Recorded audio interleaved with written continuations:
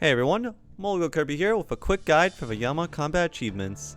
If you're new to Yama, I have several guides on Yama covering the basics and various strats.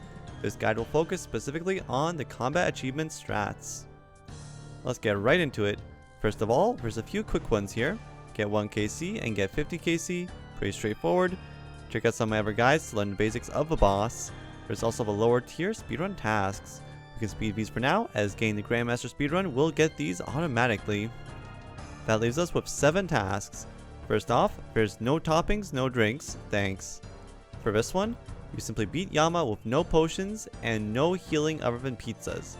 Any healing will fail this, even Blood Fury or SGS specials. Any potions will fail this no matter what the effect. Items that are not potions and do not heal seem to be okay. For example, Emulate Moth recovers prayer and is not a potion, it is a moth and currently works. But Moonlight Mixes count as a potion, so they fail it. Sipping a prayer generation potion before starting is okay, as you drink it before a fight begins and get 8 minutes of prayer regen. This one is not too bad, especially in a duo where it goes much faster. Just prayer flake a bit to be safe and don't make too many mistakes. In a solo, you may need to prayer flake a bit heavier, and I believe if your partner fails it, you fail it as well. Next is Choreographer. This is basically perfect Yama. Doing it requires doing Back So Soon, Shadow Dancer, and Firefighter in the same run. I recommend doing this in a duo to make it much faster so you're less likely to mess up. Maging is easier, but if you're comfortable milling it, it is better DPS. For Back So Soon, you need to take at most 1 instance of damage each time you teleport to fight the judge, and hit the judge correctly against his prayers every time. The second part is pretty straightforward. For our first part, you just need to dodge well and kill it fast as you take unavoidable damage after a set amount of time. You can step under the judge between hits to make the judge hit himself with his own magic to kill him faster. In a duo, you easily kill him fast enough. In a solo, the timing is a bit tight, but there's still some room for slow hits. For Firefighter, pretty straightforward. Don't get hit by any fire attacks, so pray against autos, dodge the crawling fires, and use glyphs against fire specials, and dodge for triple fireballs in P3. A tip, the crawling fires are unique in that they can't hit you while you're moving, even if you run over them. You also need to make sure any void flares you kill are finished off with a special attack, which Purging Staff is perfect for. If you don't have a Purging Staff, let your teammate deal with them. You can also use the glyphs in P1 and P2 to protect against flares instead. Just be careful you don't run out of glyphs for protecting against the actual specials. Shadow Dancer is the counterpart to this. Don't get hit by any shadow attacks, so pray against autos, dodge shadow waves, use glyphs against shadow specials, and dodge the shadows with fireballs spawn in P3. This one also requires you dodge the fireballs by only moving 1 tile away from the center of a shadow crash attack. The shadow crash attack is triple fireball attack in P3.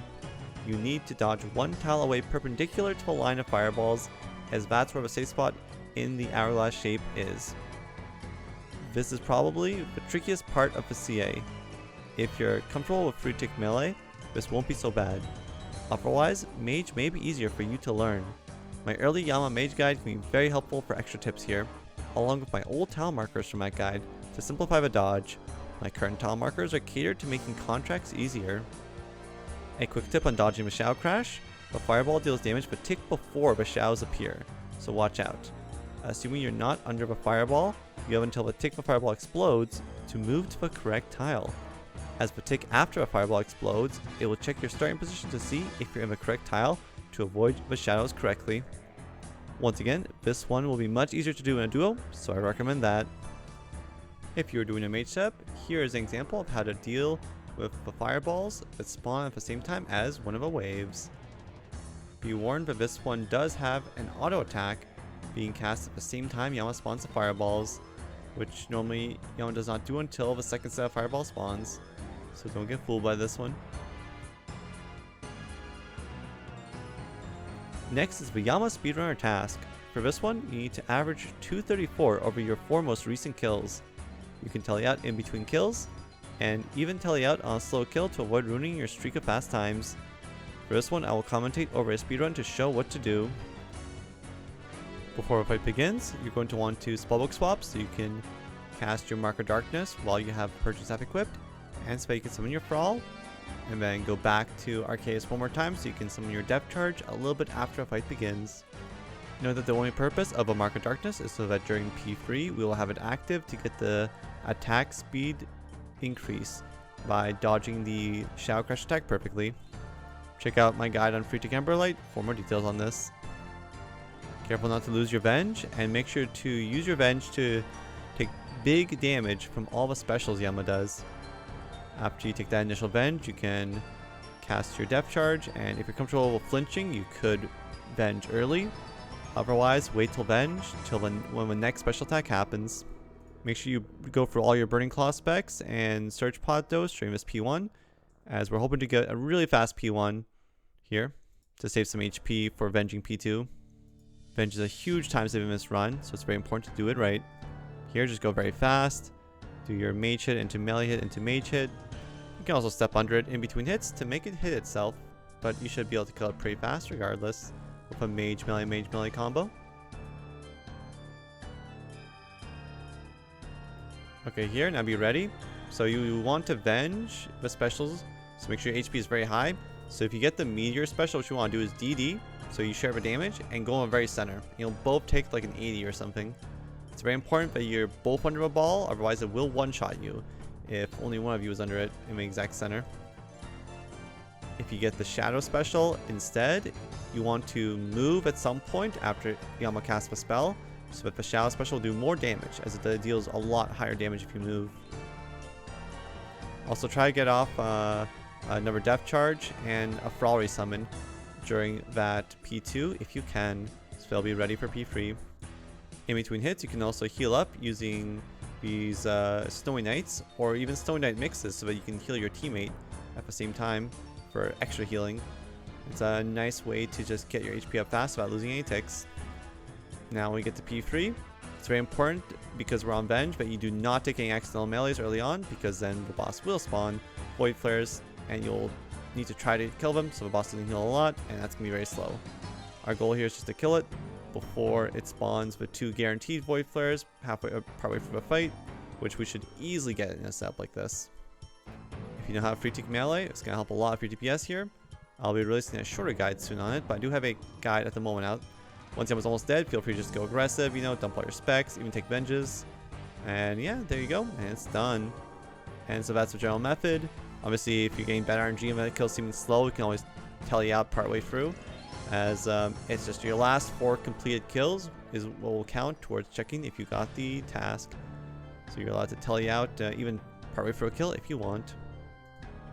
The last contract left to go is the Contractually Unbound. This is to any of the contracts that Yama has that he drops as a drop that you can use on him. For this one, I recommend doing the Forfeit Breath, as I would say this is definitely the easiest one. You could also do the Worms or Aether Catalyst one, which aren't too bad after the changes recently, but especially with them being duo, they go pretty fast. But they are still pretty tough in P3 and you could die, so you can try if you want. You can give 100 pineapple pieces, give it a go, apparently, as a little like way to practice it. They added that feature, but I recommend if you can get the contract, just do Forfeit Breath, as that is definitely, I'd say, the easiest. I'm going to commentate over an example kill I did here. I recommend doing a max mage setup with the Purging Staff. You could bring the Shadow, but it's a minimal DPS gain over the Purging Staff, so I would just do this to keep it simple. And you want to use the Ring of Endurance while it's charged, so you get basically 40 stamina back from your stamina potion when you sip it. Because in this one, Yama is constantly draining your stamina just over time, as well as with any damage he does, and if it reaches 0, you insta-die. So the easiest way to get it back is with the Ring of Endurance and stamina potions, so each dose is 40. You could also use the Vile Vigor spell with the Arceus spellbook to get back stamina by converting prayer points into stamina. But considering restores give 33 prayer points or so, it's not quite as efficient to do it this way. And it also does risk smiting yourself out, constantly casting Vile Vigor. So it is a little bit easier to use Ring of Endurance, but if you don't have it, Vile Vigor works just fine. But yeah, the big thing for this one, Yama does attack faster in contracts. He does 2 attacks between specials that are even free, and he also attacks every 7 ticks in P1 and P2. Whereas normally in regular Yama, he attacks 1 tick slower in P1 and P2, doing 8 ticks, and then only going up to 7 tick attack speed in P3. But yeah, big thing is just to, and you also really want to be just very vigilant about killing the void flares the Yama spawns, as you saw me do during this fight here, because they are very bad if they go off. You know, never let your stamina get too low, you know. Anytime it's below 60, just play back to 100. Because you never know when you're going to make a mistake and take some big damage. And you see here, I actually brought some maybe summer pies. They recover 10 stamina or so per sip, in addition to healing a total of 22 HP, so they're pretty good for some extra recovery. Very nice. And I did a Curse of Scepter spec at the start. It speeds up a fight a little bit, but it's fine if you don't have it. Same for Saturate Heart, helps a little bit, but fine if you don't have it. It's a bigger deal for Shadow, for not as big of a deal when you're using this thing, but you could just use a Forgotten Bruise to get a mage boost instead. I like to bring just a single SGS for hitting the judge, as well as for gain some extra special attacks by healing HP and prayer on the judge, make my supplies last a bit longer. But yeah, big thing about this one is just always be ready for the next glyph. You know, always be thinking, what is the next glyph I need to go to? Because that is the most common thing. It's so much faster than normal Yama with only doing 2 attacks. And you see here, it spawns Void Flares. So the unique thing about Contract Yama here, because he attacks faster, when he spawns a blue and a red flare like this, his shadow attack will line up with when the blue flare blows up. So you only need to kill the red flare. So kill the red flare, and then just when you use the blue glyph to block Yama's shadow attack, it'll also block the blue flare, as you see there.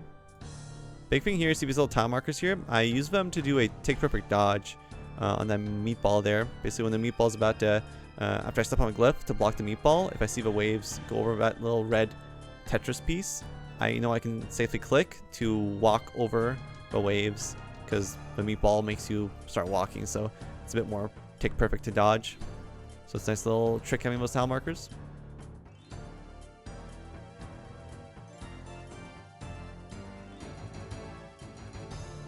But yeah, just really focus on just dodging the mechanics and just always gain to the next glyph. Most common way to die, I feel like, in Contract Yama is just not being ready for the next glyph.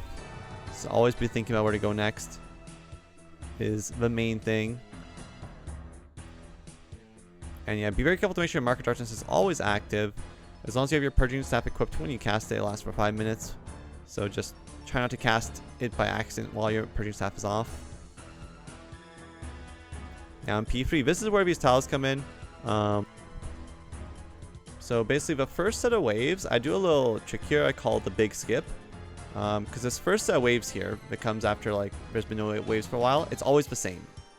And so once I see the fireball spawn, I click to move from this tile to this tile, and I'll skip the first 2 sets of fireballs essentially instantly. And just make sure that you because you need to switch your prayer every time, right? Like, it switches mage and range every hit. So I try to, like, pre-switch my prayer in advance so I can just mouse over a tile, and then when I see a fireball spawn, I just click to run and I'm good. Because yeah, skipping those 2 fireballs in a row is very comfy for just being able to focus on less actions per second.